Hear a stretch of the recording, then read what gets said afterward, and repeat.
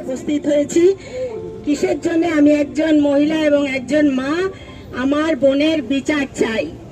আমরা যদি হসপিটালের মধ্যে সুরক্ষিত না হই, মাঠে ময়দানে সুরক্ষিত না হই, কদিন আগে দেখলাম আমাদের ফুটবল প্লেয়ার এখানে আছে যারা ইন্টারন্যাশনাল খেলেছে, তাদের খেলা দেখার জন্য সমর্থকরা আসলেও পুলিশের হাতে মার খেতে হয়। তাহলে সেই দিনকে সেই পুলিশগুলো কোথায় ছিল?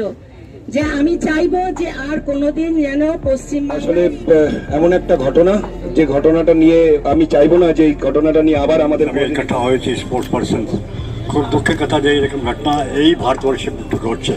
और এই ঘটলো না, ওর পরেই আপনি দেখেন 2 দিন 4 দিন মধ্যে আপনি দেখেন সারা পৃথিবীতে সারা ভারতবর্ষে হচ্ছে। খুব দুঃখের কথা, এটা হওয়া উচিত নয়। আমি সবই এত স্পোর্টস পার্সন বিশ্বাস করুন যারা সমস্ত বাংলা তথা ভারতবর্ষকে